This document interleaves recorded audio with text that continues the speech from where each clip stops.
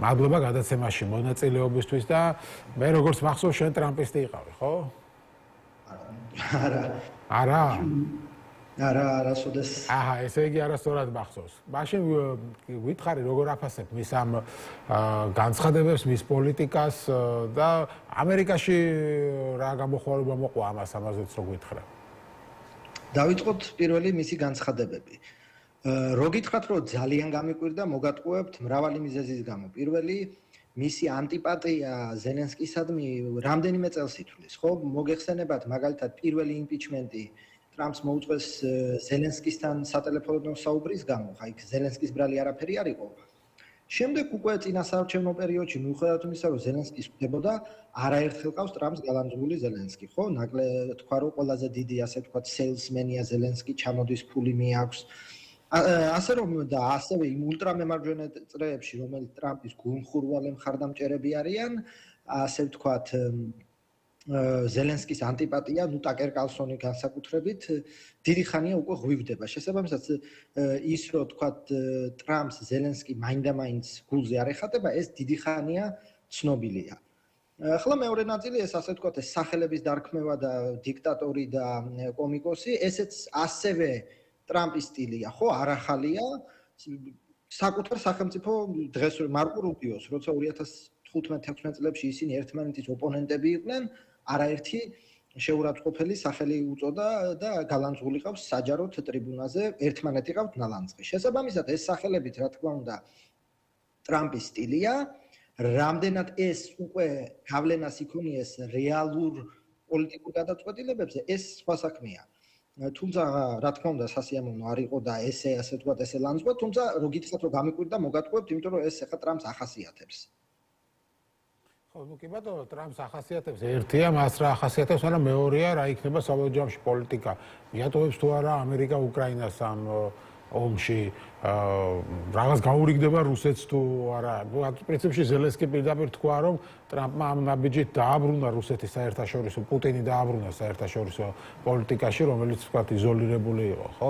ანუ შესაბამისად რა ბედიელის უკრაინას შენი აზრით ამერიკის მხრიდან? აქ ერთი მნიშვნელოვანი საკითხია, რომ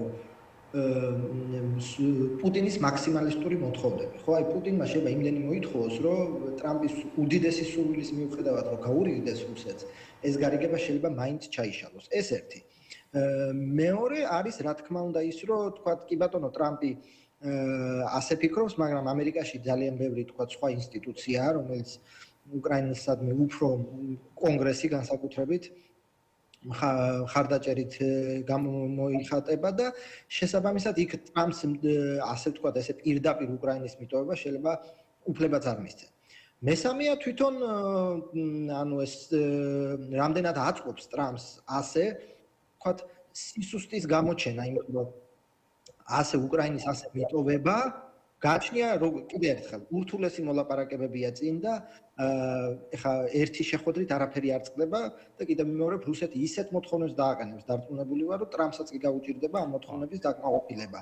შესაბამისად ეხლა იქ მით უმეტეს ჩინეთი როგორ დაინახავს ამ სიტუაციას თან ტრამპს ხო კი მშვიდობის დამყარება უნდა, იმიტომ რომ ეს ну ყველაფერი ერთად პირველი როზო ბაიდენის დროს დაიწყო, მეორე ეს პერსონალური ნარცისიზმი, რომ მას მიაჩნია, რომ ის ერთადერთი ლიდერია, რომელსაც პუტინი უსმენს და ის ერთადერთი ლიდერია, რომელსაც შესწევს ძალა, რომ ეს ომი დაასრულოს. ხო, მაგრამ ეს ახლა ისე გამოვიდა, რომ პირიქით ამან მოусმინა პუტინს და ყველაფერი, რასაც პუტინი ამბობდა ზელენსკიზე, უკრაინაზე, ყველაფერი გაიმეორა.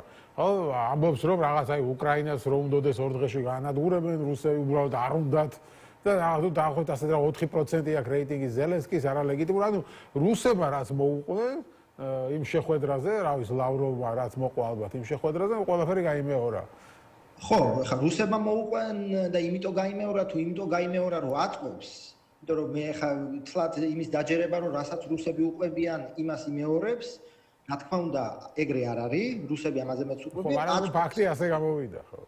ხო, ფაქტია, მაგრამ აწყობს. რატო აწყობს? ეგ სხვა სიტუაცია. აი აწყობს იმიტომ რომ ნუ ფაქტია ზელენსკიზე გაბრაზებულია მრავალი მიზეზის გამო, მათ შორის ალბათ მინერალების ხელმოწერა მინერალებზე არ მოწერა, მინერალებისგან ხელშეკრულებაზე ხელის არ მოწერა.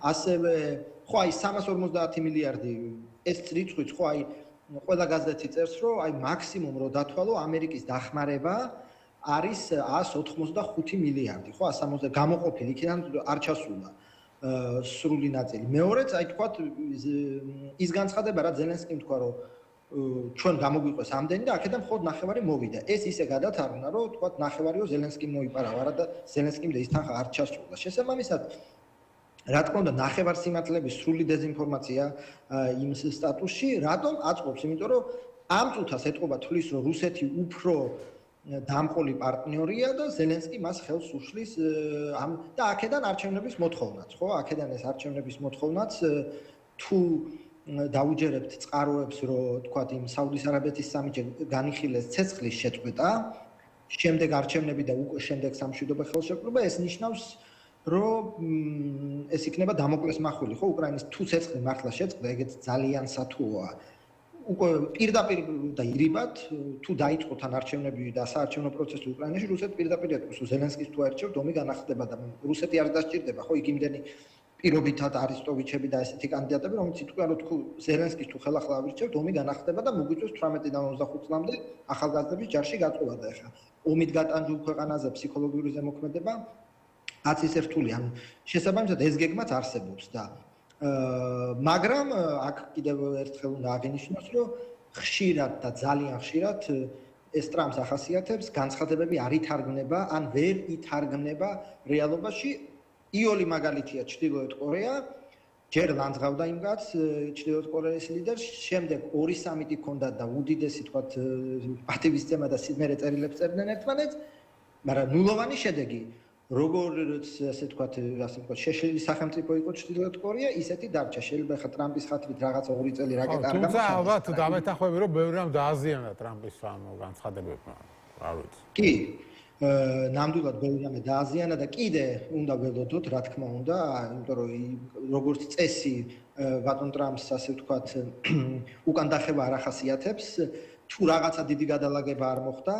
მაგალითად, ხო წინა საარჩევნო პერიოდში ფლორიდის გუბერნატორს ლანძღავდა უშუალო სიტყვებით. როცა ფლორიდის გუბერნატორმა ბოლოს მოხსნა კანდიდატურა და აღიარა ტრამპის უზენაესობა, მე პირდაპირ განაცხადა, რომ მე მას ამ სახელებს აღარ დავუძახებ და ჩვენ შევიგდით. ამიტომ ესეც გვაქვს ისტორიაში, რომ თუ რაღაცა დიდი გადალაგება მოხდა, ზელენსკისაც უპრობლემოდ შეურიგდება, საერთოდ წარბი არ აუხამხამდება. ამ კუთხით ესეთი მაგალითებიც გვაქვს ისტორიაში. ასაგებია, კარგი, მადლობა გიორგი ხატიაშვილი, გვერდთვებოდა ამერიკის შეერთებული შტატებიდან პოლიტიკის მეცნიერებათა დოქტორი, როგორც ითხრათ, ჩვენთან სტუმრად არიან ზურაბ